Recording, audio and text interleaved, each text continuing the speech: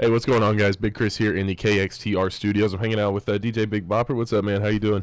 Doing pretty good. Feeling pretty good today. Yeah, a little cold, dreary day, but that's all right. We're warm here in studio. We got our friend Rowdy Decker here with us. Rowdy, how's it going, man? Oh, man, it's going good.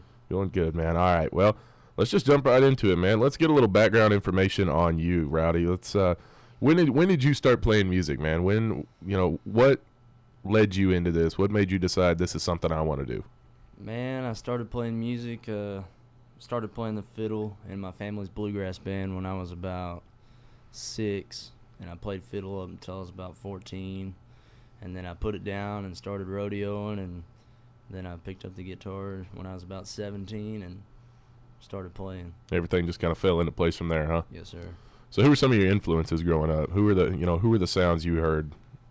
Man, a lot of the music that I like to listen to is a lot of Merle Haggard, George Jones, and some of the new guys, Jason Isbell. I don't know if y'all heard of them. Yep, just bought his record last week, actually. He's awesome. Those 3 guys really put it together for me.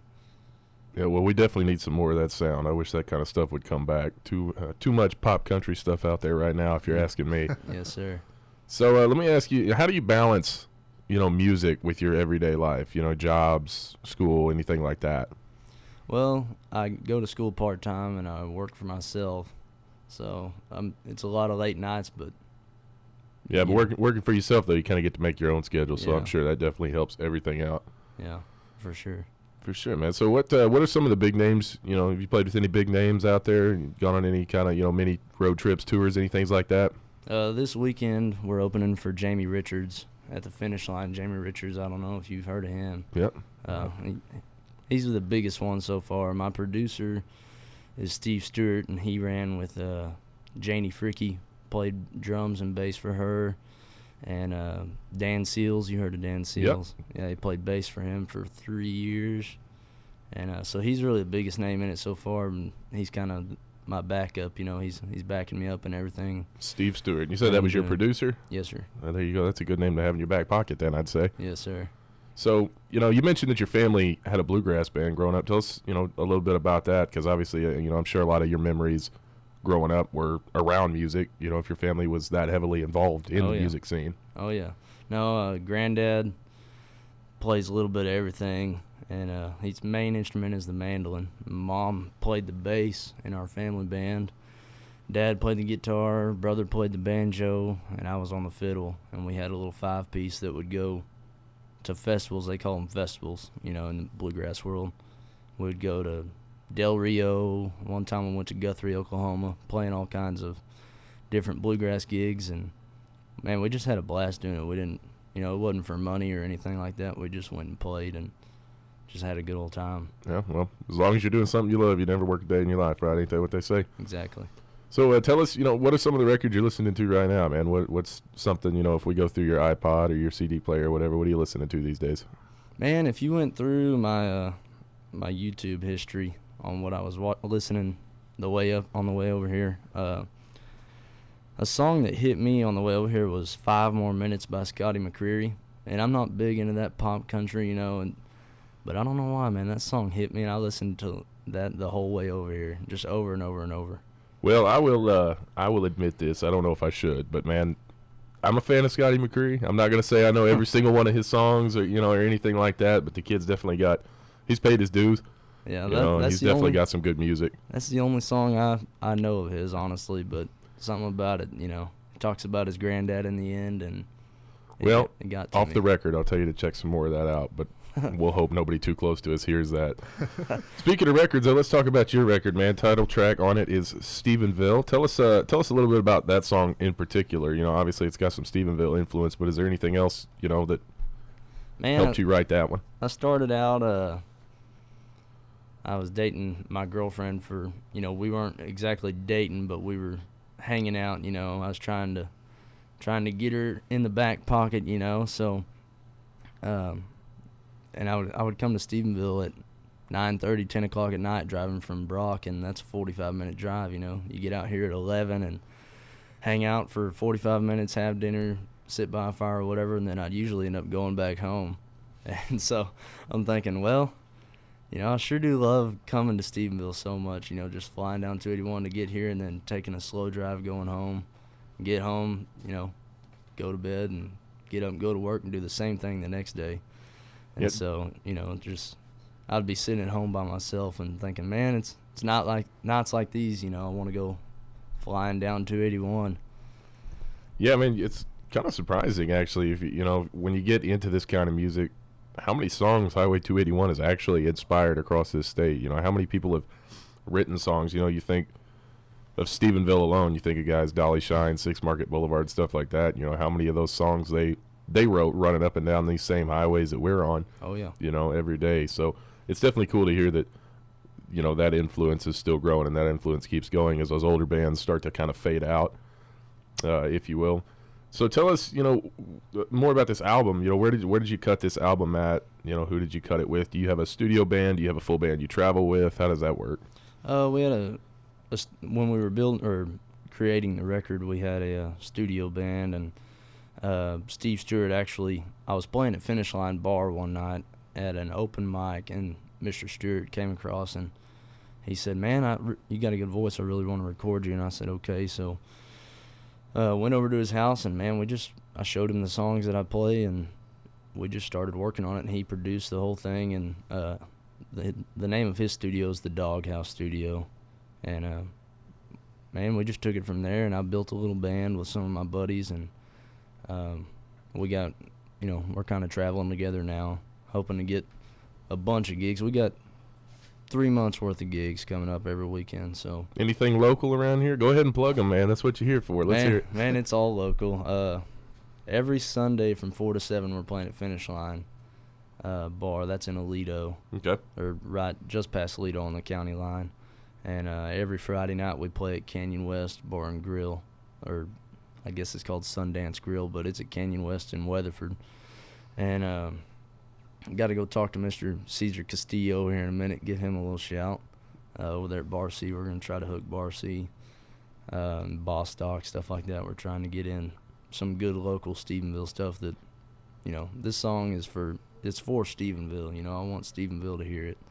So, right. Well, I've given that track a listen. You definitely hear the name drops there, the Bar C and the Rockin' P and stuff like that.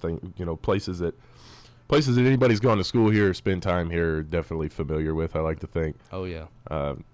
Met many a good friends at those places myself. I don't know about the rest of you guys, but there's 5 tracks on the album. Is that, how many tracks you guys plan to cut for that? Were there extra tracks? Kind of, and if so, how do you decide personally? How do you decide what makes a cut and what doesn't? What goes on the final product? Man, it was a really hard decision. I've got 11 songs that are mine, and I didn't even really want to do a cover, but it was in the back of my mind whether I should put Co Wetzel's Love cover on there, and my producer said, man, you really ought to just put that on there, let me hear it. He'd never heard it before, and we played it and he loved it. And so I really wanted to do 5 originals, but if I could go back, I really would do it the same way I've done it, because a lot of people like to hear the one cover on there. But in October, I plan to add to it. Yes, sir. All right. Well, Stephenville is the name of the album. Rowdy Decker is in studio with us right now. I'm here with Big Bob, keeping quiet over there, I guess. You got any questions for him, man? Go ahead. I got some more, but hop in here if you feel. Well, definitely, man. You said you planned on getting more music in. So when do you plan on producing a new album, or is it going to be added to this album, or what's your ideas with that? It's going to be added to this album. After I sell all those CDs and people kind of understand, hey, this guy's in it or whatever, we're going to add to it. I'm going to do a single in probably late June, early July, and this song is going to be called Granddaddy. It's about my granddad, and man, it's my favorite song to play, really, because me and him work all the time together, and he's the biggest life inspiration, for me. So that song's going to kind of be for him.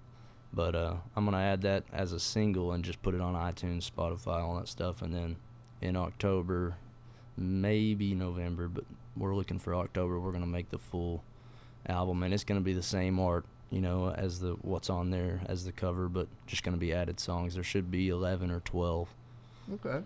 And you'd said that you're going to be doing this, like, once you sell all these albums, all these CDs, where can people get them if they're looking to trying to get your music, man? Man, you can get on iTunes, Spotify, you know, whatever, download it digitally. But if you want a physical copy, holler at me, you know, message me on Facebook, whatever. I'll mail you one, or you can come to one of the shows and pick one up. We've always got plenty. Let me hop in here and add something, you know, for the people that are listening.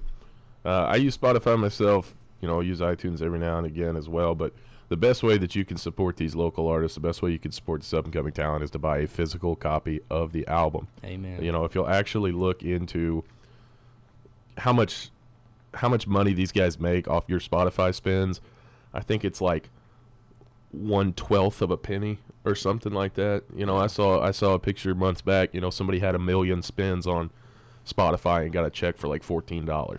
You know, these streaming services are great and all, don't get me wrong. I love using them. They're very convenient, you know, for your personal listening. But if it's something that you have a passion about it, you know, if it's a musician or whatever that you want to support, the best way to do it, buy a physical album from them. You know, like Rowdy said, message him on, you know, Facebook. You got a Twitter or anything like that? Yes, sir. Facebook, Twitter, you know, hell, Instagram, whatever you guys can get to him on. Go to a show, go check things out, buy the physical album. It helps them out a lot more than, you know, just your digital online spins do. Certainly, man. And you had mentioned about your grandfather. Was he also in the bluegrass band with your family? Did he Yes, have sir. a lot of that music? So did he kind of start the whole thing, or how about? Man, he definitely started it all. I mean, he's the root of all. I would say he's the last living root of the music in our family. You know, he plays everything, and if we needed someone to jump into our little family deal, you know, a second rhythm guitar, mandolin, another bass, a dobro, whatever, you know, he's always been the guy that can pick it up and do it. And the reason I'm waiting to add Granddaddy to the album is right now he's been working on his steel guitar skills, you know. And I just thought that'd be really awesome if he played steel behind that song, you know. So you had written this inspiration, of course, you said from your grandfather, and he's actually going to be in the song with you? That'd be awesome, yeah. That's what I'm hoping for. Okay. Yeah. That sounds really good, man. Have you brought it up to him at all? Does he know anything about it? Yeah. He came to the album release and I played that song in front of him with the whole band behind us, you know, and he I wouldn't say he teared up, you know, just 'cause, but I think he did. I mean, this is a guy that's been through Vietnam, you know. He's died 10 times and yet he's still living. You know what I mean? But certainly, man. I can only imagine, man. They're some of the toughest people we know, our grandparents, man. Yes, sir. Getting like that. I definitely understand that. But you got that coming up. You said you mentioned some of those local shows. Is there anything else you want to add? You want to plug out, let people know? Man, y'all just come out and listen to some good music. That's all I got to say. For sure, man. Well, there it is, man. Rowdy Decker. The name of the album is Stephenville. That is the title track on it. Matter of fact, to tell you what, we're going to spin that for you guys right now. Rowdy, thank you very much for being here, man. We appreciate it. Thank you.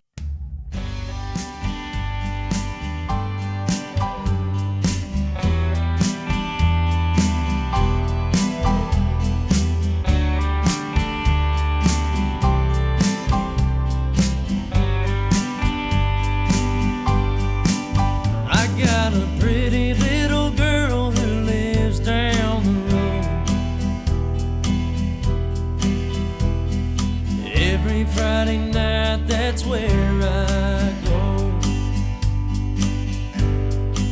She's in a pretty little town tucked back in the hills. It feels like heaven on earth when I'm in Stephenville. We can go downtown and tear up our scene. Go play some Jenga at that rockin' pea. But the nights that I seem to love the most is when we're sitting by the fire and she's holding me close. It's nights nights like these, I wanna go flying down to 81.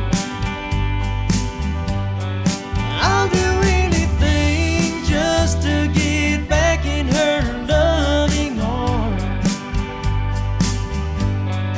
Lord, there's no words to explain just how I feel when I'm with that girl in Stephenville.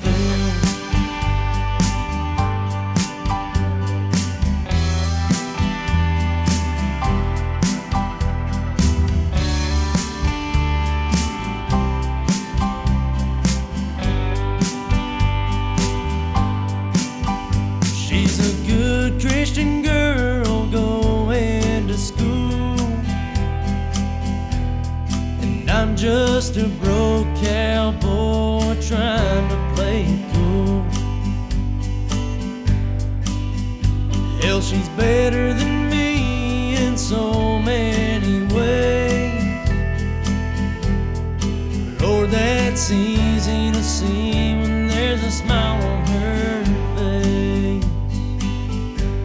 It's nights like